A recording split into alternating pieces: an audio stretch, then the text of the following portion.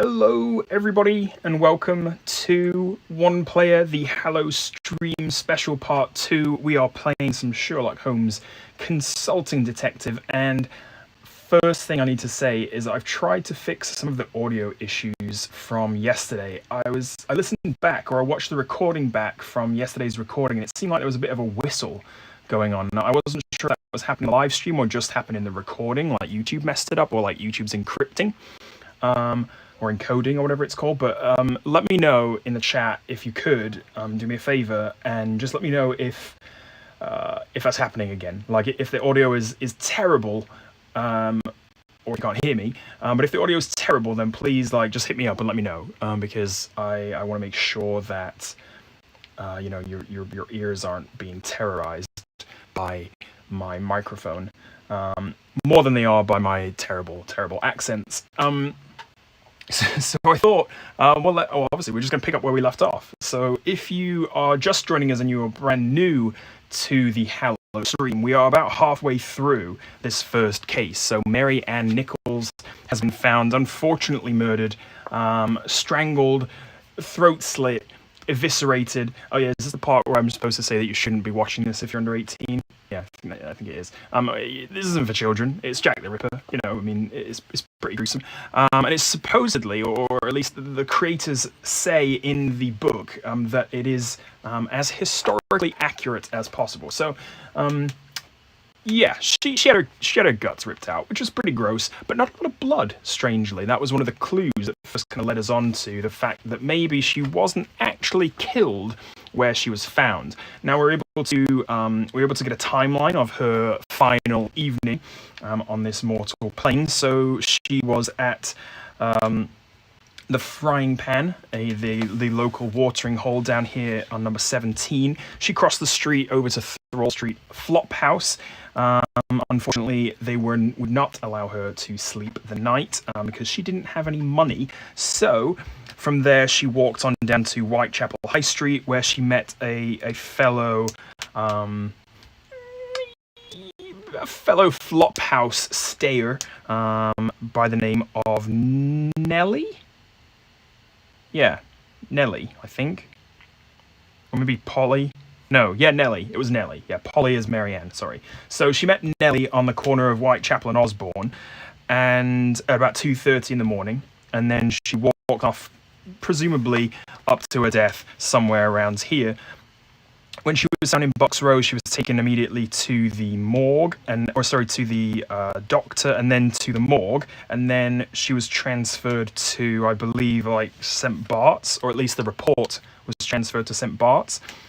And then we went around a little bit to, we kind of followed her, didn't we? We kind of followed her path. So we followed her from, the place she was found to the pub, we kind of worked backwards. And now we've got a couple of leads. So one, we know that there was a man in a dark mask, or at least we found a dark mask, I believe, on the floor in the alleyway where she was found. We know that the man who found her was a relatively credible fellow by the name of Charles. He was a carter, and we went to interview him. We didn't really get much more than what was already published in the newspaper, because his friend had already spilled the beans to the Saturday Times. So yeah, Robert Paul already kind of gave us the details. The other thing which was kind of maybe of note is that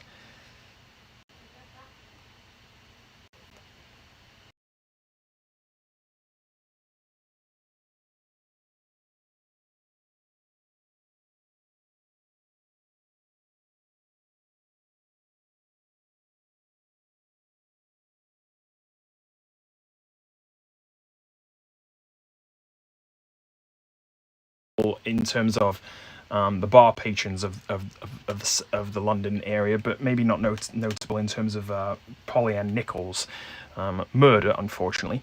Yeah, I think that's kind of it. There's not really much else in the papers in terms of in terms of evidence. I mean, that we've got like Henry Irving is back in London, so he was an actor that's come back. Is that useful? I don't know. I had some suspicions. We didn't really, not in the book at least. I had some suspicions about Llewellyn because he'd been a bit dodgy about the manner and cause of her death. But to be honest, he might just be not very good a policeman. And we spoke with some other guy down at the St. Bart's Hospital. I can't remember what his name was, but we spoke with him, who said that he disagreed and thought that she'd been had her. He thought that she'd been strangled and then had her throat slit, but Llewellyn thought that she'd had her throat slit and then was strangled or something like that. Anyway, weird, but anyway, we're neither here or there. We are. I think the leads that we need to follow up on are, number one, the other suspicious death that we've uncovered, which is Martha Tadram of 67 George Yard, and then Belinda Wishart, who is not dead but is a friend of Polly's, who maybe can cast some more light onto her whereabouts as well. Maybe the crowd that she was running in, or maybe even some altercations that she'd been having. She wasn't in good relationships with either her ex-husband or an ex-lover, who worked down, I think, on the docks somewhere, they said, or somewhere around there. But maybe it wasn't the docks, but regardless, yeah, that's about it. So you should be up to speed. That's 5 minutes, and you should be good to go. Let's dive right in, and I think let's go chat with Belinda. I mean, we could go find out where Martha Tadram was held or taken to after she was murdered. And I suppose we do that by maybe going to another police station, perhaps. If we could go births, deaths, and marriages, perhaps. I mean, that might be a thing. We could go check to see if she's died. Of course, we could go see Lestrade too to see what he thinks. Actually, that might not be a bad place to start. So I think if we go to Lestrade, which is 13SW, then at least he'll be able to tell us if he's looking into these murders already. Maybe give us some background. Yeah, here we go. Let's take a look. And this is clue number 8, so this means we are halfway. Remember, we've got 15 max. We've got 15 max clues before we have to go and consult the envelope and the solution back here. So, 13SW. A police officer leads us to the office of Inspector Lestrade. Listen, answers Lestrade self-importantly. I don't have time to talk with you. Head Inspector Donald Swanson, in charge of this case, has demanded swift results, otherwise heads will roll. He delegated the fieldwork search to a so-called specialist of the East End, Inspector Aberline of the CID, and with our help, this foul case should presently be resolved. Why do you believe that, Inspector? Asked Wiggins. It's obvious. This isn't the first crime this malfeasant has perpetrated? Who knows? It's a racket organized by a neighborhood gang which is blackmailing these poor women by promising them an illusionary protection. There are many, you know, like the Nichols gang or the blind beggar gang. She must have refused to pay and things went sour. The authors of the racket will not remain unnoticed for much longer. Blood flowed this time and fear should untie tongues. I've asked for the files about one death, as well as 2 closed cases, Millwood and Wilson, in addition to a few files of my own. I'm still waiting for the informant from both archives, but I'm confident.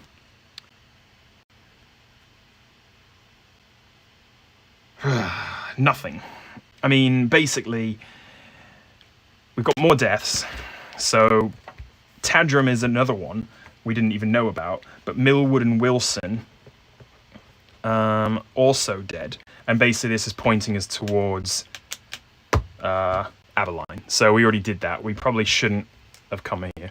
Anyway, that's 8, and oof, okay.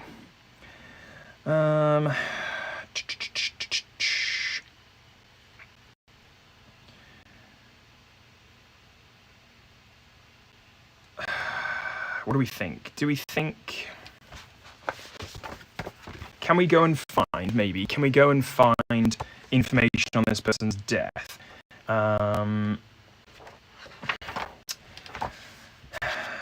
Millwood, Wilson, Martha Tadram, Belinda Wilshot. I mean, I suppose we could go to... I mean, would they even be recorded in Somerset House, 17WC? I don't know if they would, to be honest, because they are somewhat lower level citizens. I mean, I hate to say that, but you know that I feel like that of the times, that's probably, you know, they probably wouldn't be recorded necessarily. But let's see.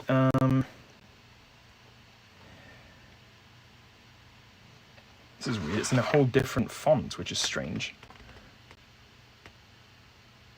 Oh, hold on.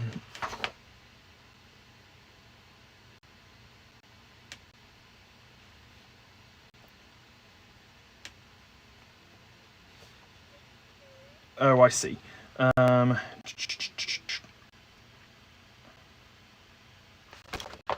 Here we go. Let's see about this. This is actually a report. That's why it's in a different font. Although, what is? Yes, perhaps this one actually. This, just even glancing at. I know you're not really supposed to do this, but I glanced. You know, see this, and this is another report from Disraeli O'Brien, who's the archivist with the Office of National Archives, compiles legal and criminal documents. So I imagine that if we go here instead, they'll be able to give us all the records on the various crimes. So Lestrade seems especially driven on this right now. Would you like to take a look before I pass this on? Absolutely, we would, yes. So we get a leg up on Lestrade. Before Assistant Police Chief, the Honourable R.C. Huxley, was heard, William Grant Cork, alias Granger, for having savagely assaulted a woman named Maisley Hackle. He was suspected during his trial of belonging to the Nichols gang, condemned to 3 months of imprisonment at Millbank. Alright, so we've got a fella in October of 1887, so that would be having been imprisoned until January, who is assaulting women. Another gang member here, so William Granger. I'm not going to read this entire thing because it's very long. But William Granger is now at Millbank Prison. But he attacked Maisie Hackle. Philip Rackstraw and his accomplices, the Blind Beggar Gang, invaded the establishment of a coffee maker after having broken the windows and struck customers with knives and brass knuckles. Condemned to 7 weeks in prison. That doesn't really seem interesting, or at least related. Annie Millwood widow admitted to the infirmary after having received knife blows at leg and lower abdomen height. Closed in May 1888. Okay. Ada Wilson, we've already heard about that one. Assaulted at home by a man who stabbed her in the neck twice. The aggressor was in his 30s, had a black mustache, a worn bowler hat, and a light-coloured pair of trousers. Alright, I mean, I suppose we can write that down. Ada Wilson of 3 Maidman Street. So March 28th, so that would have been, what, that's 6 months ago. So 28th of March is attacked and stabbed. And the man has a mustache, which we'll just draw like this, and a bowler hat, which we'll draw like that, maybe a little curve. Yeah, there we go. Nice bowler hat, which is quite prim and proper, although I suppose it is Victorian London, so maybe everyone's wearing a bowler hat. And some nice white trousers, which I'll draw like that. That's his pockets there. See, that's pretty decent. I like that. Before Reverend Graham and M. Luke was here today, Mr. Rainbow offered him a neighbourhood coffee maker. After a night before Mr. Rainbow, who was drunk more than was reasonable, fell asleep. Returned the called her a prostitute and rushed Mrs. Rainbow to the... Jesus. Okay, so this guy tried to beat up a lady, but then was condemned to 8 months in jail. So he's still in prison after April. Alphonse Holbrook, coal seller, for the attempted murder of Florence Wagstaff. While Mrs. Wagstaff was returning to her household, Mr. Holbrook, recently spurned by the young woman, rushed her and dealt her a violent knife blow to the chest. She lost consciousness, but thankfully she was wearing a heavy corset. He was condemned to 10 weeks of hard labour for trying to stab someone in the chest. Jesus. Alphonse Holbrook could be a could be a suspect, although it seems like he was really a spurned lover and not really interested in killing anyone else. Charles Stiff and Vincent Nunn were surprised as they were administering a beating to 2 prostitutes and fled, all while insulting the constables. The taunted officers fell into an ambush and were struck down and brought to heel by a gang of 5 pimps, condemned to a month of hard labour. Okay. Charles Squibb is in prison. Kitty Winter, she'd stolen some clothing.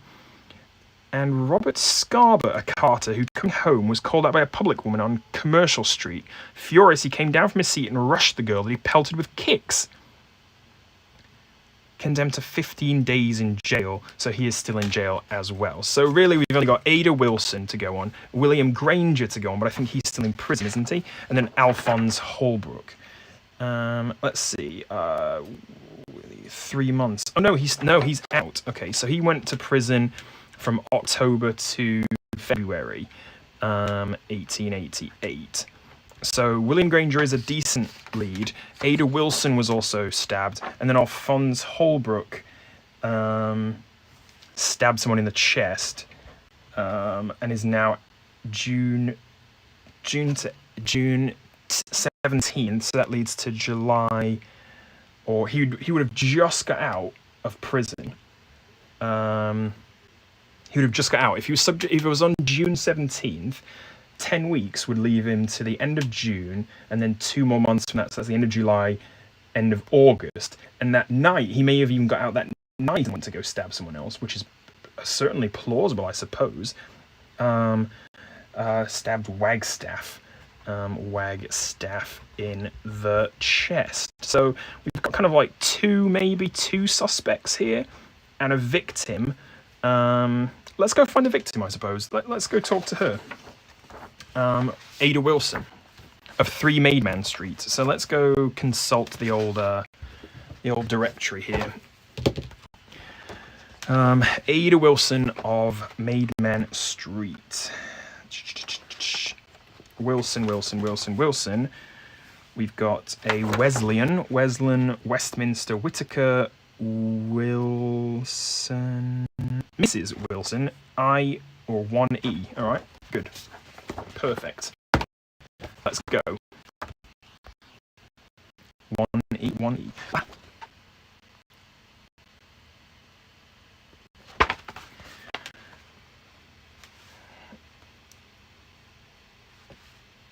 I was afraid that these would-be ruffians came to take us and take our money. I hear what they're telling me. Clearly, they're looking for. Hold yourself, little rogue. Wait, look at this shoes. The old hag exhausts me, blah, blah, blah. Is there Ada Wilson? She lives not far from here at 3 Maidman Street. Yeah, I know, that's where we're trying to get to.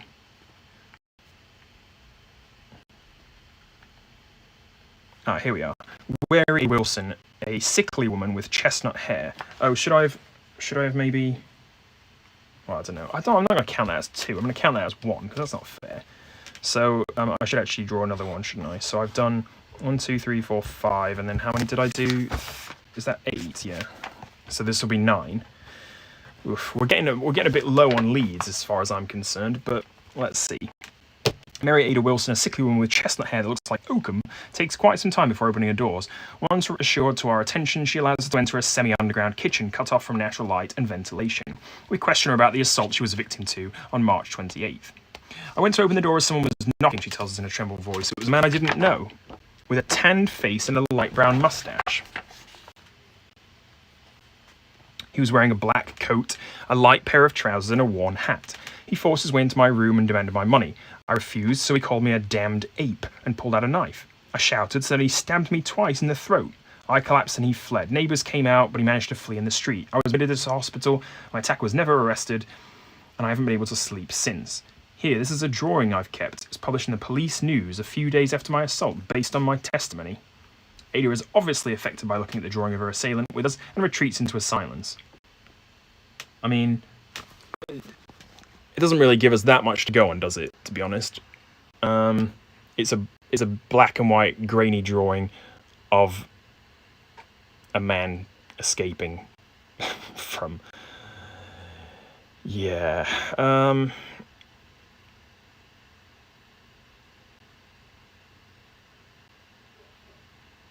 Where should we go now? Bowler hat, light pants, mustache, fine. We go...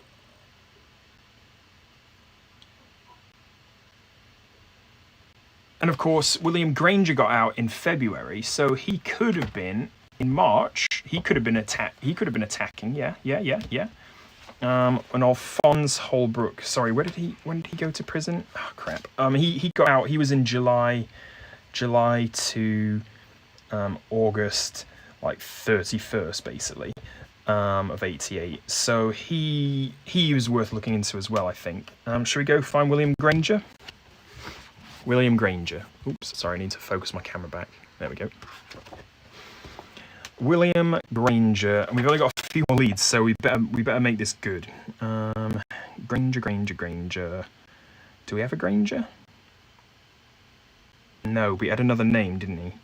All right, let's go back and figure out what that was because I forgot. Oh, rubbish. I need to go find out what his name was because I forgot to write it down. I'm terrible detective. Here he is. Granger. William Grant Cork. I'm going to write Cork here. Wait, wasn't that? No, that was Charles Cross. Sorry, getting mistaken. Let's go with Cork then, see if he's around.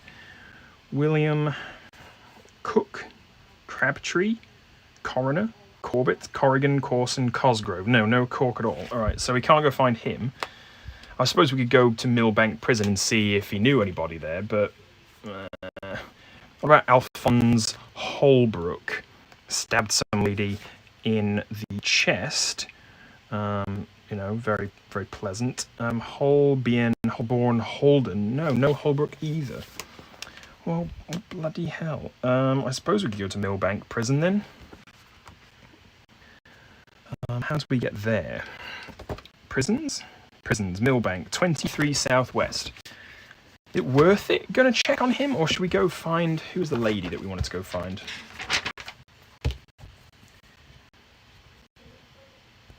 Wishart. Let's go find Wishart too. So we can either go to Millbank... do a question mark like that. Yeah, we've been... So we went to see her, that's fine. Don't know where this guy is, but we could go... So we can either go to 1 Millbank... or we can go to 2 Wishart. Again, I'm not expecting you to be able to read that handwriting. This is for me and me alone. other than these wonderful illustrations, that is for your entertainment.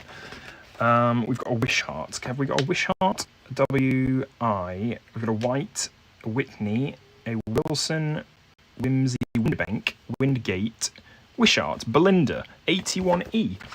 Let's go find her. 81E.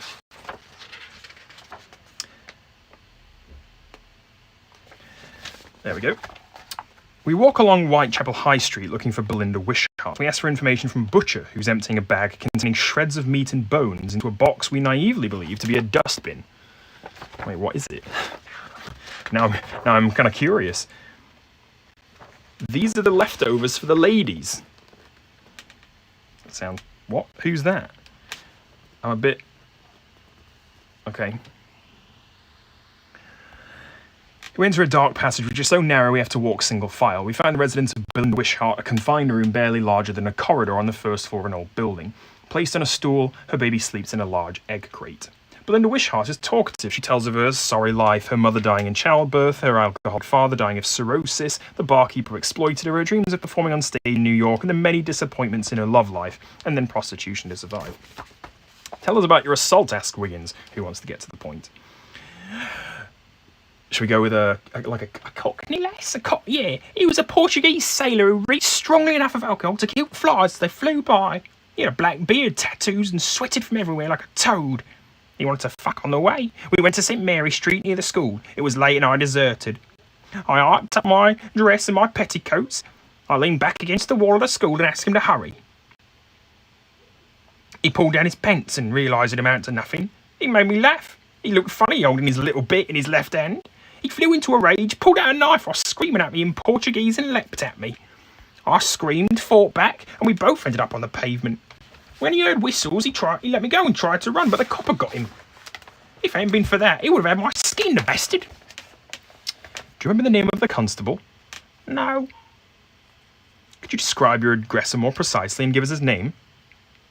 It's been a while, and it was dark. He was ugly as sin with a flat nose, black greasy hair, and a hedgehog for a beard.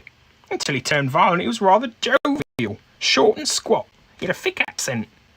Say, won't you go to the dairy for me? I've got 2 kids to drag around and I owe 5 days. Something new in the case. This should interest Aberline, concludes Wiggins with a satisfied smile. Yeah, okay. I mean...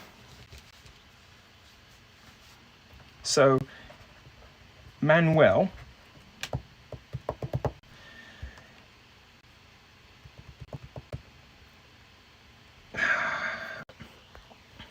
Manuel is Portuguese and he's a sailor. But he did get arrested. And when did Wishart? I can't remember when she got attacked. I don't know if it ever told us. Every time I do a Cockney accent, I get thirsty. Cheers. More LaCroix product placement. All right.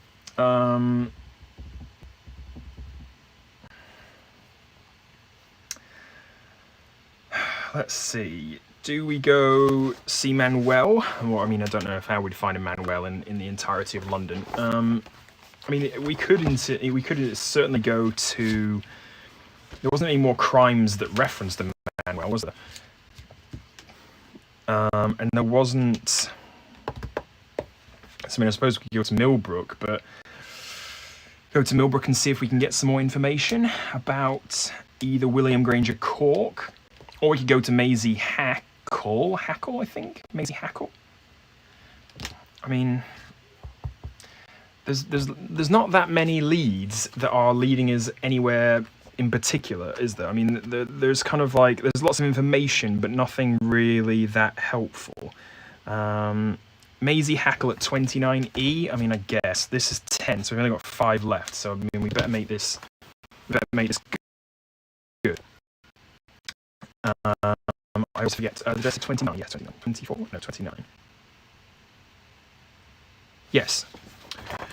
Brick Lane just happens to be next door to one of Whitechapel's numerous sugar refineries. Maisie Hackle lives with John Higginbottom, a robust and gruff butcher from Whitechapel High Street, who lets us grudgingly after Wiggins explains to him the object of our visit.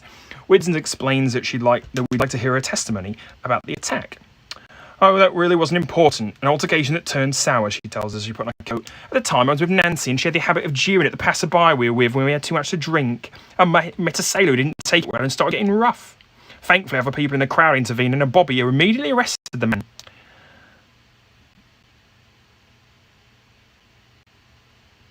Hang on. There you go, gentlemen. There's not enough to say, and if you excuse me, I need to go. I have an appointment at the Angel and Crown, and I'm already late. What's all that about? Inquires her companion as she grabs her by the arm. I forgot to tell you, but Alice asked me to meet her in the early afternoon. She wants me to help her work. Selling matches in the street? You shouldn't be hanging around with that wretch. In any case, I forbid you from wetting your whistle. Huh. This lead is free, don't count it. Well, that's good. All right, so we've got one more. I mean, what are we going to do? I think... So we've gone to see Maisie Hackle, and she's fine or whatever. She's going to the Angel and Crown, which I suppose we could follow her there, but it doesn't really sound like that's going to be that helpful. Would you... I realise that I haven't asked in a while, but would you let me know if the audio is going okay? Because I want to make sure that it's, not awful to listen to. So if you are watching and listening and it's not good, then please put something in the chat. Where are we going next? We've got one free lead, so I suppose that's nice. And another sailor, actually, so we should... But that was William Granger was attacked Maisie Hackle. That's how he got arrested. So it wasn't the Portuguese guy. Do we go to the pub? I mean, I suppose we could. it doesn't seem like, again, there's going to be much there, but we could definitely try. We're going to look for an inn, the Angel and Crown, I think it was. Angel and Crown 82E. I mean, there's so many leads in this book. To only do 15 of them seems a bit like I feel like I'm missing out quite a lot.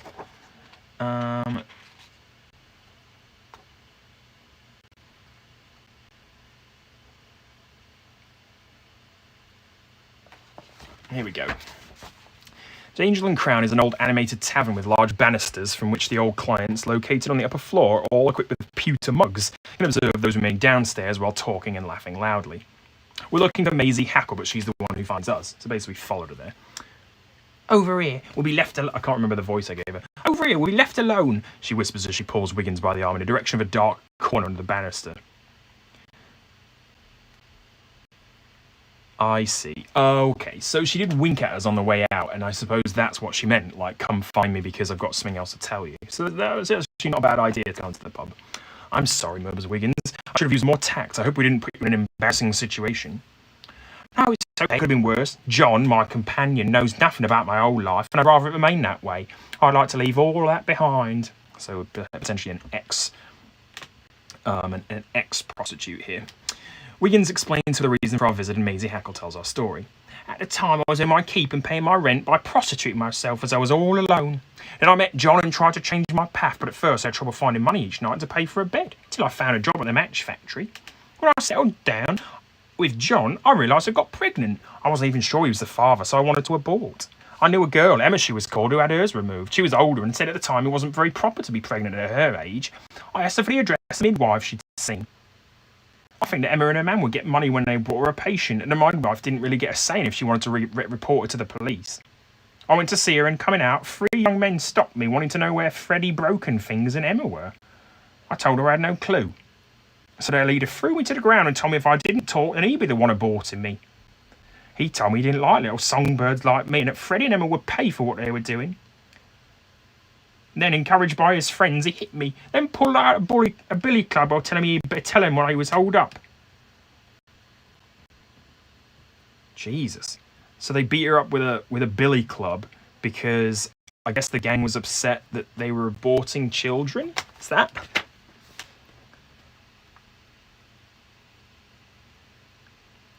The midwife. Could you give us her name and tell us where she lives? Maisie Hackle stares at us nervously, then decides to answer.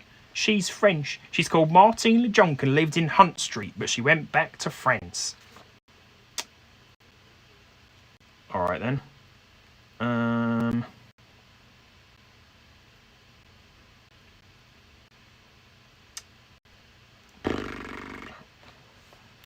I mean, what do we? Okay, so we've got like basically like a bunch of people just going around attacking prostitutes for what seems to be like relatively minor reasons, and so William Granger Cork is basically one of these like gang members who's upset about prostitutes in general, I guess. I suppose we could again go to Millbank if we wanted to go try to find information about the gang. Yeah,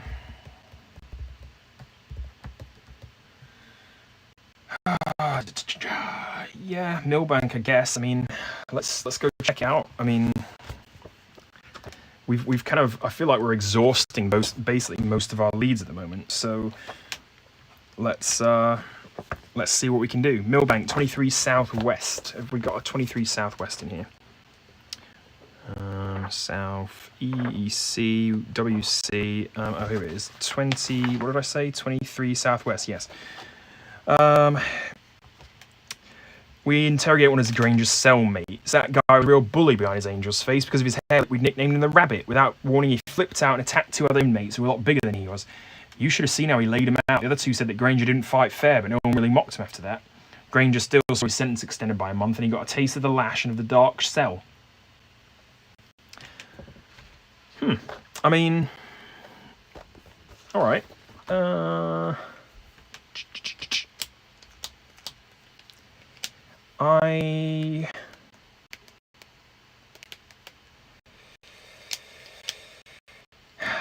Yeah, I think...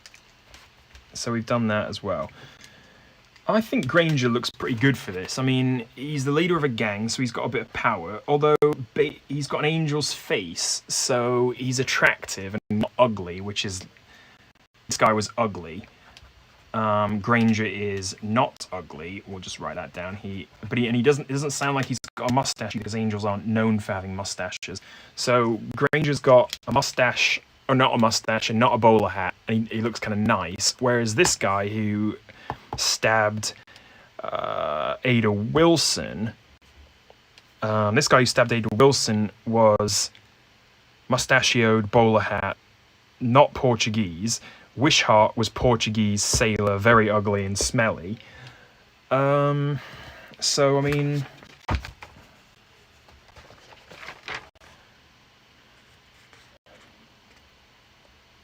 About Martha Tadrum. Martha Tadrum. Do we have a Tadrum? We can follow up with her, maybe. Tadlock, Tackberry, Taggart, Talbot. No. No. No Tadrum at all. Oh, we could go see Quentin Hogg. Remember, on these informants, we've got a few more people we haven't seen. Quentin Hogg, journalist at the Police Gazette, source of information for criminal cases. That might not be a bad idea. So 35 EC. Let's give it a go. I mean, why not? 35 EC. We've got 100 EC. We've got 51 EC. We've got...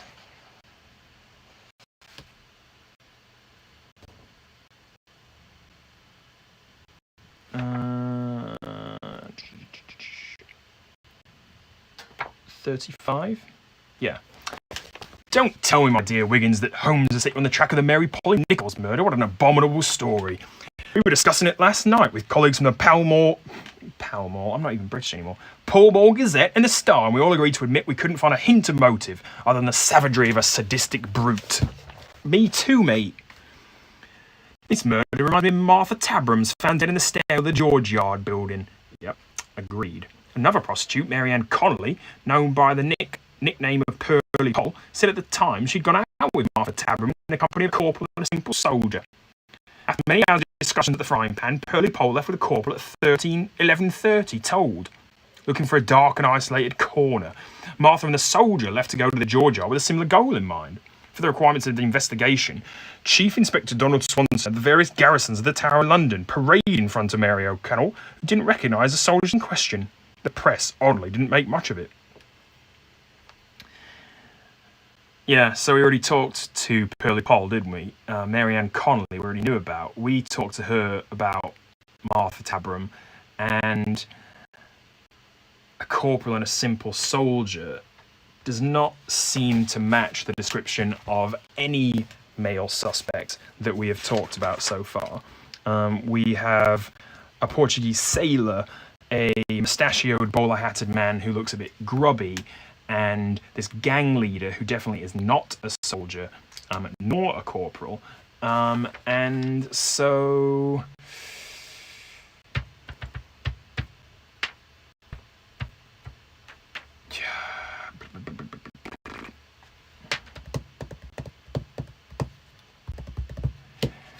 I mean, did we go see...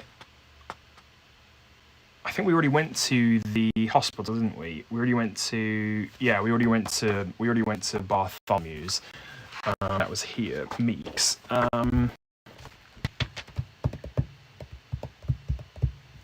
don't think Murray. So this guy Murray is a criminologist. He analyzes all items and substances found during the case, but I don't think he'll really have anything for us. I suppose we could go try and find. We could go try and find, what was his name? Freddie. I mean, I'm kind of flicking through, like, kind of glancing to see if there's anything we haven't done yet. Police station, Porky. Yeah, I remember Porky. Freddie Broken Fingers.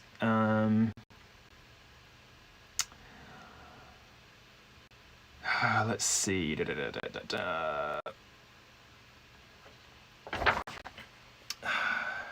Porky Shinwell 52 EC. So that is this guy.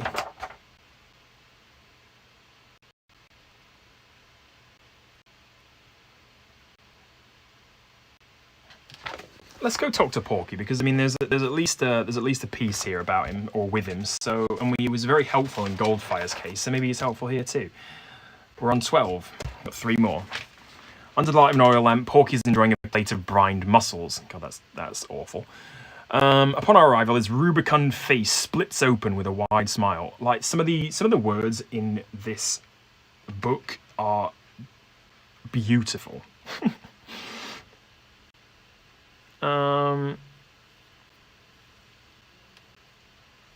We agree, blah, blah, blah. Yep, lady, blah, blah, blah, ladybird, blah, blah, blah, yep. Good to talk to Nelly, yeah, we already talked to her. Yep. Bessus, boy, oh my gosh. Frying pan, yep, seen her too. Been there, most Irish, bad for business, turn the line, excuses me, what? Before I had Freddie Brokenfingers, who'd come in and keep me in the loop as to what was going on in Whitechapel. Got to admit, he had a gift for being in every scheme, and since he always fell for a different harlot, it's been a while since he's shown up too. Freddie Brokenfingers? Yeah, well, it's been nice and all, but I've got work to do. If during this case you'd like to interrogate one of your informants on the topic of Freddie Brokenfingers, head over to the lead with the previous number and the same area code if it exists. The lead will in that case always begin with Freddie Brokenfingers. If that's not the case, then ignore it. These extra leads are free, don't count them. Okay. So 51 EC. Oh, alright. Freddie Brokenfingers now, you're really interested in him? He's a weasel of many talents. One time he got in trouble with a former boxer who broke the fingers of his right hand. That's how he got his nickname. He has many strings to his bow. At one time, he was associated with young buzzers, kids who would empty the pockets of passers-by and would stop to watch the magic tricks he'd perform in the street. Gotta admit, he's good at that. Professor, his street urchins would call him. Oh my, is this Oliver Twist? He'd also worked with a Skinner, who was his bait, a certain Kitty. The last time I saw him, it was a while ago. He hung around a boozer, had a bun in the oven, and he wanted to get rid of that. I think that at the moment, Granger was looking for him, so he made himself discreet. Wait, hang on. The last time I saw him, it was a while ago. He hung around with a boozer who had a bun in the oven, and he wanted to get rid of it. I think that at that moment, Granger was looking for him, so he made himself discreet. So, hang on, so... Maisie Hackle was the one who was pregnant, and she was attacked by William Granger, and Granger was looking for Freddie,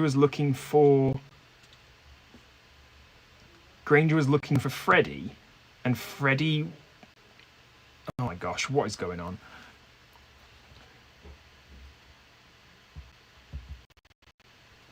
Granger now, that's bad Irish blood of the worst sort. He's part of the old Nichols gang who are extorting the unfortunate women of the Thieves' Kitchen. He's nicknamed the Rabbit because of his hair lip. Yep, okay, we already found that. I've heard it said that he went back to Cork and joined the Artillery Corps to let himself be forgotten around here. And that's not a bad thing. The Artillery Corps as in a soldier, as in somebody who stabbed... Now I'm getting all confused. The soldier killed Martha Tadman. Martha Tadman killed by soldier. Granger got out of prison and then went into the army or the artillery corps in Ireland. That says Irish, but you just forget that. And Freddie Brokenfingers hung around with a boozer who had a bun in the oven, which does sound exactly like Maisie Hacks. So Freddie and Maisie, and then Granger was looking for Freddie for some reason, and then Granger beat up Maisie, attacked Maisie for some reason. Did he kill Martha Tadman by accident? Or not by accident, but like, no, I don't know. I mean, I'm a bit stretching now. I don't think we're going to find out much more, to be honest. I think it's probably time that we just go and see if we can answer some questions. I mean, I don't know if we've got that many more... If we've really got that many, like...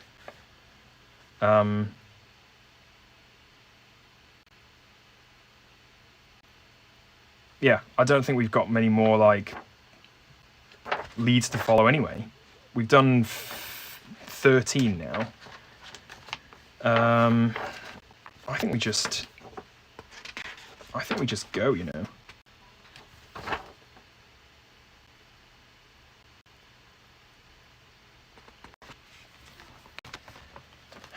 Should we go? All right, drum roll. Drum roll if you're watching. I'm hoping you're drum rolling at home. Let's. Oh gosh, I don't want to rip this because it's nice. You know, it's like pleasant. Chapter 1. Here we go.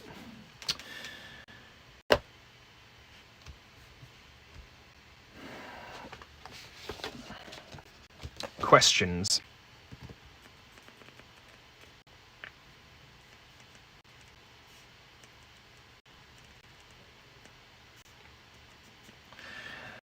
All right. So, first series of questions.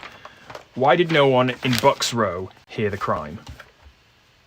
I don't think the crime was committed in Bucks Row. I think it was committed somewhere else and she was dumped. So I'm going to say murdered elsewhere. 2. What was the position of the killer in relation to his victim when the mutilations took place? It sounds like what she was laying down, because if she'd have been standing up, then all that they said the blood would have drained down onto her dress, but it didn't. It pooled into her hair and didn't get on her clothes. So, like over her, I guess, like she was lying down.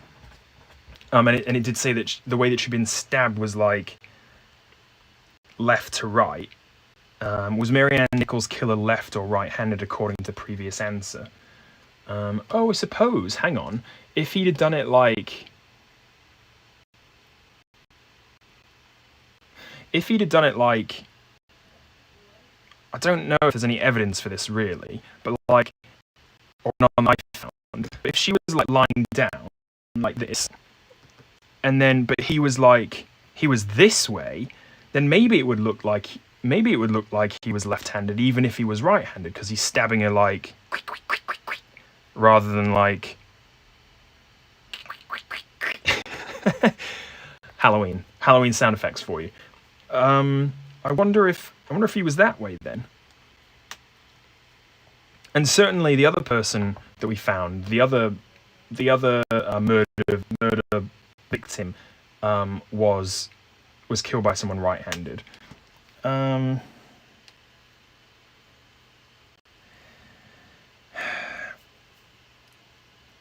I think the position of the killer in relation to his victim when the mutilations took place. I think he was definitely over her, but I mean, I'm going to go ahead and say right. I don't know though. I'm not sure. 4. Which assaulted or killed women were in all likelihood not victims of Mary Ann Nichols' killer, according to the previous answer. Right. So not victims. Wishart, because she was attacked by someone Portuguese, and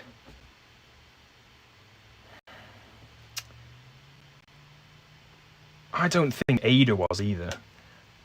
I mean, I think it's possible that Maisie, maybe, but I don't think Ada was either.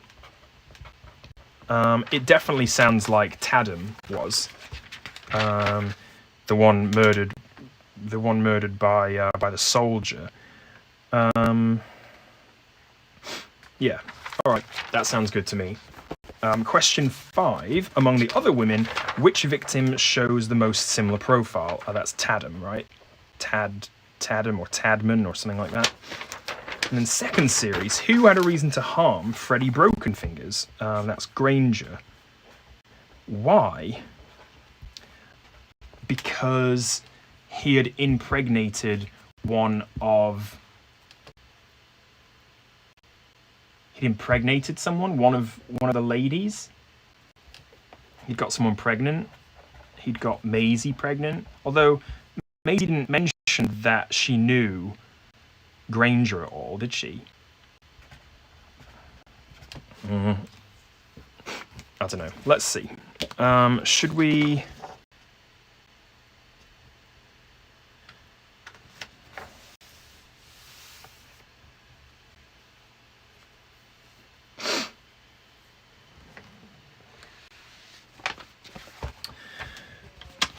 Should we read the solution first?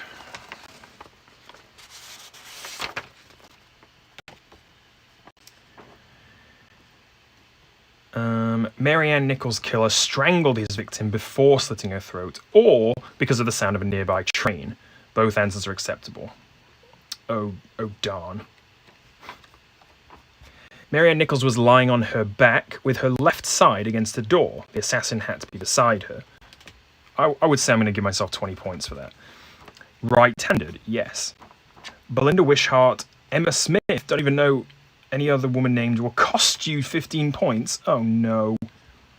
So that's 10, but Wilson.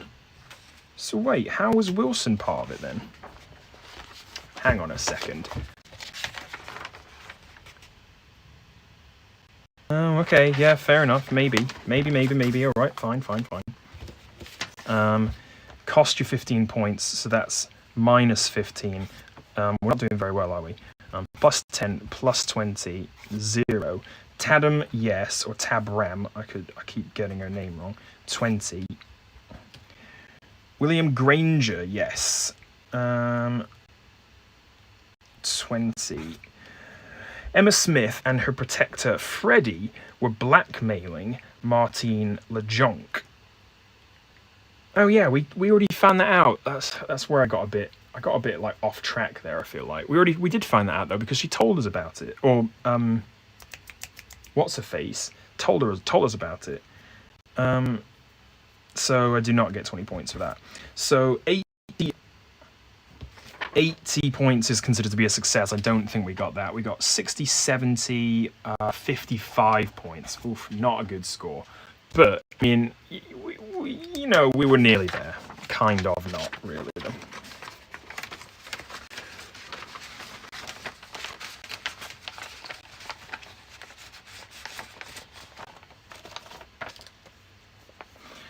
All right, let's read this then, the solutions, and then we're gonna wrap up. So, spoiler alert. Well, I guess we already had spoilers, but to our great surprise, Holmes and Watson are present in Abeline's office. Abeline and Watson seem to perform the usual social niceties in front of a silent Holmes and are thrilled by our arrival.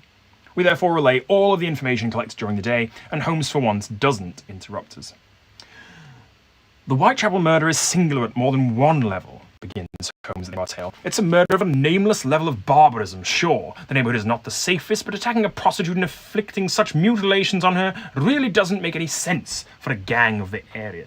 It attracts too much attention. Thus, knowing if Polly's murder is an isolated case or the continuation in a series is critical information for the investigation. In the case of a series, the older the murders are, the more they risk involving those close to the murderer. Following the path back to the source of evil is often the best way to discover it. Investigating those close to Mary Ann Nichols is therefore useless? Asks Abeline, disappointed. Not useless, but investigating the circumstances of her death may prove more useful. The autopsy report is most interesting. Firstly, knowing whether the victim was strangled or had her throat slit. Llewellyn believes that her throat was slit, intervenes Wiggins. There would have been many more projections of blood at the crime scene, I agree with that. After the heart stopped, the blood flowed slowly from her throat and into her hair and clothes, at what we call gravity, Wiggins. In addition, due to the discreet nature of the murder, strangulation is more credible. Or maybe the body was moved, tries Wiggins. Officer Neal once at the scene explored that hypothesis. There was no traces of wheels, no drag marks. I know you dream about being an actor, Wiggins, but your imagination sometimes makes you lose sight of the reality of facts. I'll remind you, evidence is the basis of all investigation, not romantic speculations. Damn. An embarrassed silence ensues. Watson breaks it. The murderer thus performed his mutilations post-mortem. Abeline can't repress a disgusted grimace. Yes, answers Holmes. The body was lying on its back alongside a wooden door, the head at the left side of the door. Where was the murder where he performed his mutilations? That's what Llewellyn didn't extrapolate in his report. Yes, to know if the murderer is right or left-handed, the man almost decapitated his victim, and the finger marks on the victim's face gives the support position the murderer's hand when he made the incision, from left to right, with his other hand. The violence of the act required him to be completely at ease to perform it. The murderer wasn't directly in front of the body, as it was right up against the door, so he must have been at its side. In that case, the thumb of your left hand is on the right cheek, while your right hand is holding the knife. Okay, yeah, that checks out. So, like that. Be careful not to slice your own wrist, Wiggins, smiles Holmes before continuing. We're dealing with a right-handed man, no matter what Llewellyn says. Now back to our victims. According to our drawing, assaulted by a right-handed man, and even if the motive is not clear, he could be the same as Polly's killer. Anne Millwood? Yes, all evidence points to a right-handed man. Belinda Wishart? No, left-handed. Martha Tabram. The modus operandi is quite similar. A quiet place, not a sound made, many blows delivered with a certain level of barbarism. It's a most similar case. Emma Smith? That's an easy case to solve. A gang, a victim left alive, abuse, which is more likely a message or vengeance compared to blind brutality. Right or left-handed, no matter. Only Lestrade would see a link there. As I'm unfortunately afraid that Polly's murder won't be enough to unmask the culprit, we need to be vigilant in the upcoming weeks. Alright, well there we go. So, Coroner Wynne Baxter becomes an informant. Head Inspector Abeline becomes an informant. Oh, that's what we do. We go here like the Willie. Yep, gotcha. So 100 EC and 10E. For completion's sake, the conclusion was written with the help of the following leads. Commercial, Jasper Meeks, Bucks Row, Officer Neal. Why didn't I go see him? 123E. Criminal Archives, yep, we went there. Somerset House, I think we went there. We did. Frying Pan, Belinda Wishart, George Yard. I don't think we went there either. Baker's Row Asylum, we didn't go there. George Street, Ada Wilson. Well, that is the end of the case, or at least the first chapter of it. We are no closer, of course, to finding Jack the Ripper, but you do know that there is a serial murderer on the loose. I do thank you for joining me in this Hallowstream special. I hope you've enjoyed it. If you want to see more Sherlock Holmes, leave me a little comment, let me know. And I'm happy to do either more of these kind of live stream events, or I'll just place them and record them up onto the channel as we did with the last Sherlock Holmes. If you want to see that one, go and find the Goldfire chapters. There's 2 videos, I think, on that one, which is a pretty cool case, actually kind of fun, and you do get to find out who the murderer was. So that will be it from me. I hope you do have a very happy and safe Halloween. Eat lots of candy and you know, don't wear a mask, you know, but also like a mask, but like a scary mask, but also a mask on your face. And yeah, until the next time, that's gonna be it from me. So I will see you later.